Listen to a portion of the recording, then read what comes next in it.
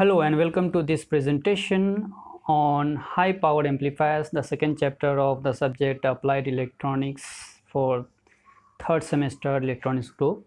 Myself Sanjit Kumar Singh, lecturer in electronics and telecommunication at Praveen Patil College of Diploma Engineering and Technology. So what are the learning outcomes expected after going through this presentation and the subsequent presentation on this chapter? The course outcome expected is to use BJT as high power amplifier. The unit outcomes expected are to explain with sketches the working of the given type of power amplifier. Second, the select the relevant power amplifier for the given amplification application with justification. Then calculate the efficiency of the given power amplifier. Compare the performance parameters of the given types of power amplifiers. And fifth, prepare the specification of the given type of amplifiers. So moving on, here is the syllabus for the second unit. Power amplifiers, allocated marks is 18 marks out of 70. So first the introduction of the power amplifier, then we'll cover the comparison between a small signal amplifier and power amplifier. Second, the performance parameters of power amplifiers, in which you will see the bandwidth, gain, frequency band and efficiency. Then the classification of power amplifiers, class A, class B, class AB and class C. So all these power amplifiers will be studied with respect to the circuit and its operation, input and output waveforms, efficiency and power equations of the single stage class A, class B, class AB and class C power amplifier. So here we go. Power amplifiers. An amplifier typically receives a signal from input source and provides a large version of the signal to the output device, say a loudspeaker, or to another amplifier stage. The input signal is generally weak, small, and needs further amplification to boost its power level or the voltage level to operate the output device. So for a small signal amplifier, the main factors are usually amplification, linearity, and magnitude of the gain. But for voltage and current, a small signal amplifier, the amount of power handling capacity and power efficiency are also of concern. Now, voltage amplifier provides voltage amplification primarily to increase the voltage of the input signal, whereas for a power amplifier or large signal amplifier, it mainly focuses on providing sufficient power to an output load to drive a speaker or other power devices. So comparison, let's compare the small signal amplifier and the large signal amplifier, that is also called voltage amplifier and power amplifier respectively. So what are the parameters of comparison? First, say the quantity that is magnified. So for voltage amplifier, the voltage of the signal is raised up, whereas for power amplifier, either the current or the power is boosted.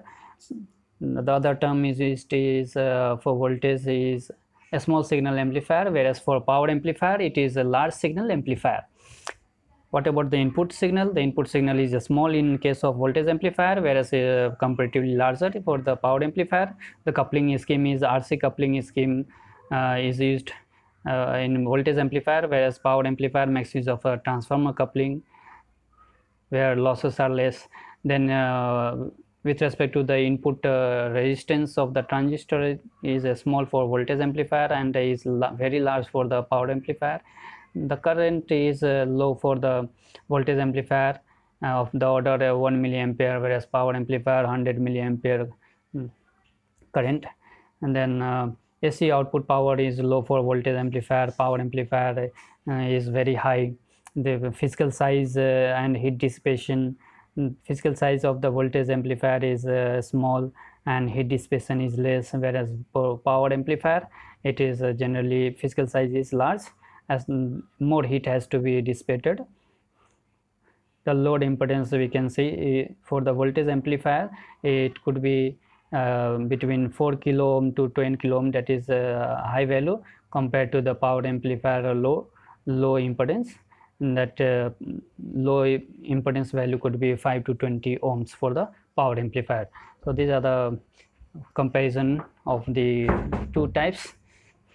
Performance parameters of power amplifiers. So what parameters will be considered for power amplifier in order to judge its performance? So think for a while. Okay, so these are the some commonly parameters that a designer looks into: circuit power efficiency, the gain of it, the maximum amount of power circuit is capable of handling, power dissipation capacity, and then distortion, impedance matching, bandwidth, gain, frequency band. These are the performance parameters of power amplifiers. So conversion efficiency or overall efficiency is given or is obtained is between 25 to 90% of the power amplifier. So here is a diagram that shows the power amplifier receives the signal from a small signal amplifier, the pre-stage amplifier that has the AC input or the signal to be amplified, and is amplified further by the power amplifier by drawing energy from the DC supply. So DC power is used to amplify the AC signal and is delivered to amplified signal is delivered to the loudspeaker, say load. Now the efficiency is calculated as the output AC output power to and the input DC power. So efficiency P out is the AC amplifier output delivered to the load, whereas PDC is the DC power taken from supply. Now what is distortion? Distortion is the difference between the input and output of an amplifier. To design an ideal amplifier is very practically difficult, and the output cannot be exact replica of the input. So faithful representation is practically impossible. So either the waveform or the frequency of the output is distorted with respect to the input. So what are the types of distortion? So when amplitude of the output is distorted with respect to input, it is called amplitude distortion, and that is also called harmonic distortion, and it is due to the non-linearity of the transistor for the positive and negative half cycle. That means in the diagram below we can see the first is the input waveform of the AC signal to be amplified, and second down we are seeing for positive half cycle, and for negative half cycle the amplification is different. So due to that non-linearity of the transistor, different amplification level takes place, and that is called harmonic distortion. Second, the crossover distortion. Crossover distortion takes place mostly in the class B type of amplifier, where push-pull configuration is mostly used. Two transistors are used. So when one is conducting for the positive half, the other is conducting for the negative half, and there is a switching gap, turning on gap between the two. One switches off, the another turns on, so there is a gap between. So there is a crossover distortion taking place. So bandwidth, the other parameters, bandwidth, gain, and frequency band. The bandwidth refers to the range of frequencies where the amplifier works properly, and gain is frequency dependent. As we can see in the diagram, frequency response of RC coupled amplifier, the frequency at low and the gain at lower frequency and a higher frequency is reduced compared to the mid frequency range. So gain is frequency dependent, and the bandwidth defines the frequencies where gain is high and stable. So bandwidth is taken for the frequency response where the gain is high and stable. So bandwidth can depend on load, type of load, whether it is capacitive, inductive, or purely resistive. So that is also a factor to decide the bandwidth. Then the gain is the ratio of AC output to input voltage of an amplifier. Simply gain is output upon input. The output is AC and the input we are giving the signal to amplify is the input signal V in. So AV is equal to V out upon V in. In decibel it can be calculated as 20 log to the base 10 AV, that is V out upon V in. And gain is a measure of amplification. Then what is the frequency band? Generally frequency band refers to the range of input frequencies which a power amplifier process with high gain and stability. Now the second topic, classification of power amplifiers. So power amplifiers can be classified broadly into two categories. The first is the linear conduction angle and the second is the switching amplifier. The linear conduction angle that we have to study are the class A, class B, class AB and class C amplifiers based on the operating point, position of the operating point or Q point on the AC load line. Whereas switching amplifiers, they are more efficient than the class A, B and C. So in the adjacent figure we are seeing the different conduction angle. For class A it is 360 degree, both positive and negative half are processed, whereas in class B only one half is processed. That means it is the transistor, one transistor is conducting for 180 degree only. The other transistor in class B push pull will conduct for the another 180 degree. So in class AB, in between A and B, so the conduction angle is ranging from 180 to 200 generally, and in class A the conduction is for a very short duration, a shorter angle, and that is say 100 to 150 degree. So now let's see the class A amplifier. Basically class A amplifier is nothing but a class C amplifier, basic C amplifier with the coupling capacitors connected. And so class A amplifier can be implemented using the BJT, or the BJT can be replaced with FET or IGBT. Basing of the class A amplifier is such that the operating point Q point is set in the middle of the AC load line. So second waveform we are seeing on the right hand side, there the Q point is located in the middle of the red line, that is the AC load line drawn between IC versus VC. So since the Q point is in the center, both the positive half and the negative half of the input signal is processed and amplified without any clipping on either side. So there is no harmonic distortion or amplitude distortion. So in class A amplifier, the IC flows continuously even though there is no input signal to be amplified at the base of the input transistor. Still there is IC current flowing, so that is a wastage and that is ICQ. So that results into wastage and thus reduced efficiency. But we can see the phase reversal of the output with respect to input and amplified version of the output with respect to input. So efficiency is just 25%,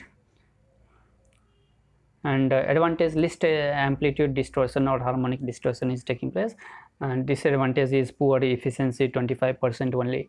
Application is class A amplifiers are used in audio amplifier or a pre-amplifier as in PAS, public address system.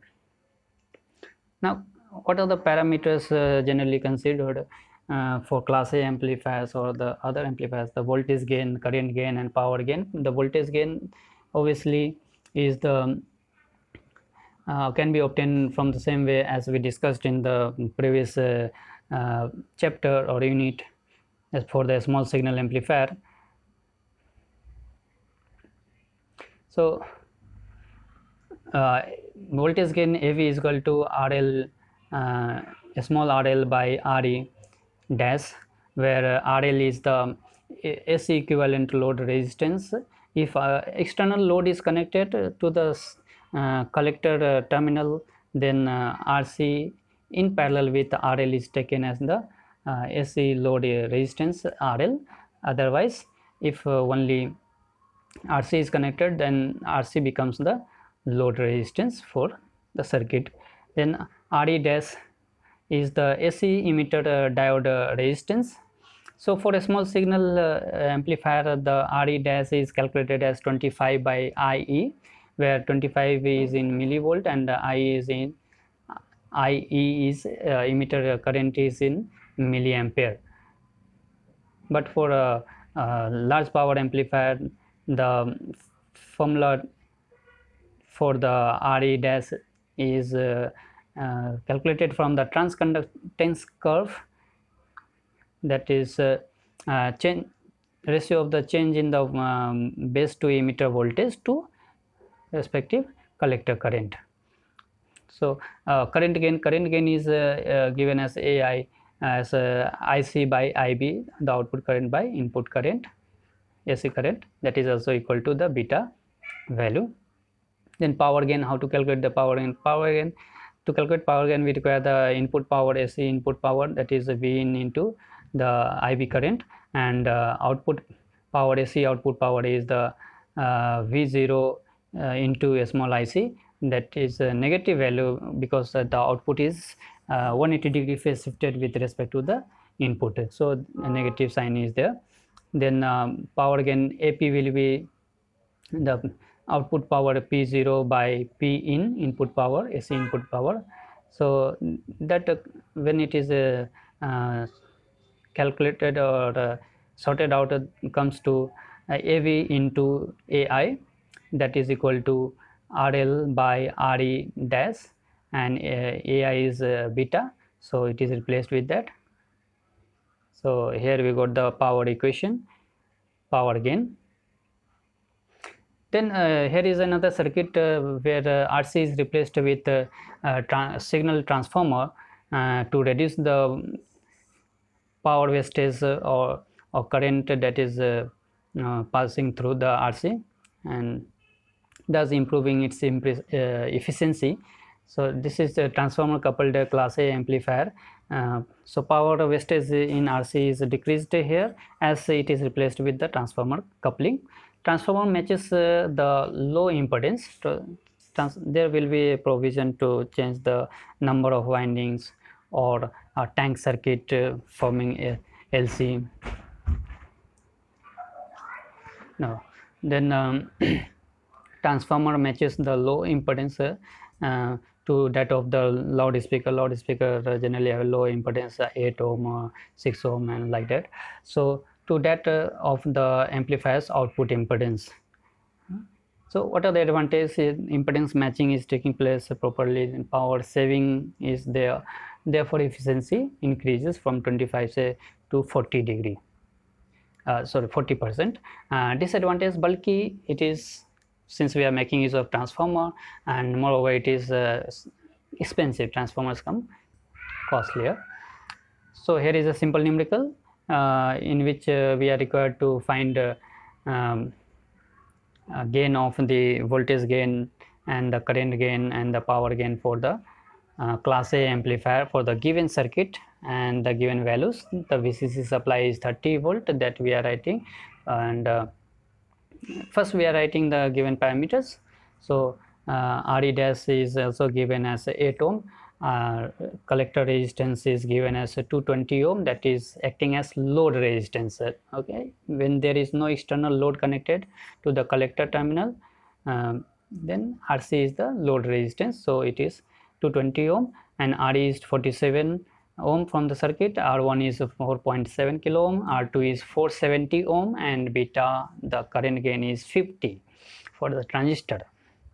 So RL is the parallel combination of RC and RL. Since there is no external RL connected, so RC is the load resistance, and that is equal to 220 ohm, and the voltage gain is given as AV is equal to RL by RE dash, so that will be equal to 220 by 8, that comes to 27.5, and as we know current gain is beta value, that is directly 50. So by multiplying the AV and AI value, we are getting 1375 as the power gain of the class A amplifier given circuit.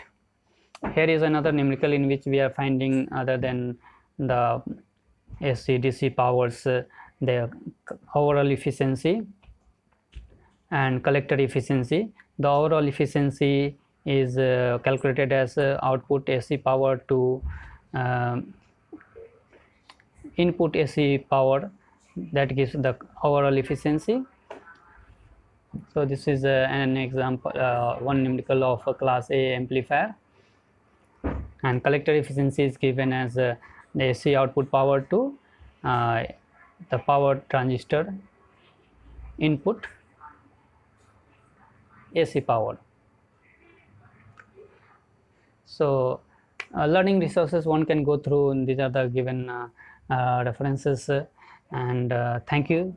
That's all for the first part. Next we'll take up the class B amplifier in the second presentation. Thank you.